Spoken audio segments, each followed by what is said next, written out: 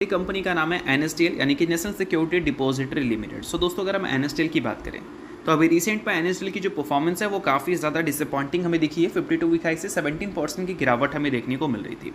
अब गिरावट के रीजंस काफ़ी सारे लोग फाइंड कर रहे हैं, बट अगर रीज़न की बात करें तो लिस्टिंग के बाद इस कंपनी में काफ़ी अच्छी परफॉर्मेंस देखने को मिली थी। वैल्यूएशंस भी काफ़ी तेज़ी से ऊपर गया था, 80 की पी पे ये कंपनी जा चुकी थी और इसकी सेम पीयर CDSL का जो पी था वो इससे काफ़ी कम था। काफ़ी कम तो नहीं बोल सकते, मतलब हाँ 15-20 का तो फ़र्क आपको ज़रूर दिख रहा था।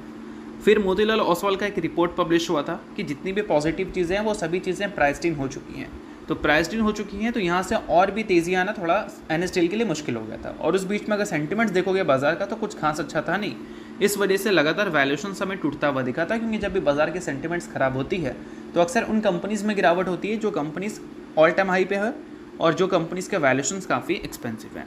अब इन सारी चीज़ों के बाद दोस्तों अगर हम डेटा की बात करें, आने वाले कल में जो डेटा आएंगे वो डेटा ऐसे आएंगे जो कि 80 के पी को जस्टिफाई मे बी ना कर पाएँ, क्योंकि डिमेट अकाउंट ओपनिंग की अगर हम डेटा की बात करें सितंबर के महीने का तो 40% की गिरावट हमें देखने को मिली है मार्केट में वॉलेटिलिटी की वजह से।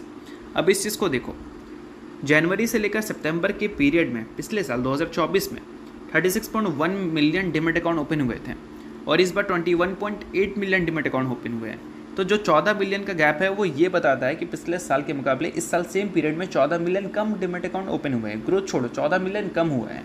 तो इससे साफ साफ पता चलता है कि काफ़ी सारे लोगों का पार्टिसिपेशन मार्केट में उतना ज़्यादा है नहीं। तो मार्केट में जो कंपनी काम करती है लाइक डिपॉजिटरी हो गई, एक्सचेंज हो गई, ब्रोकर हो गई, उसके 2024 में नंबर काफ़ी अच्छे थे और 2025 के नंबर अगर देखोगे तो उतने अच्छे नहीं हैं, क्योंकि पार्टिसिपेशन पहले के मुकाबले कम हुई है और नए लोग भी मार्केट के साथ उतने ज़्यादा जुड़ नहीं रहे हैं मार्केट वॉलेटिलिटी की वजह से। तो इन्हीं सारे कारणों की वजह से बोल सकते हैं कि वैल्यूएशंस आपको सस्टेन होता हुआ दिखा नहीं है। बाकी इसके अलावा एक और अपडेट आप नोट कर लो, अगले महीने एनएसडीएल की एक एक्सपायरी हमें देखने को मिलेगी। एक्सपायरी किस चीज़ का होगा भाई? लॉकिंग पीरियड का। कोई भी कंपनी का जब IPO आता है तो उसका लॉकिंग पीरियड होता है, 1 महीने का होता है, 3 महीने का होता है, साल भर का भी होता है, ठीक है।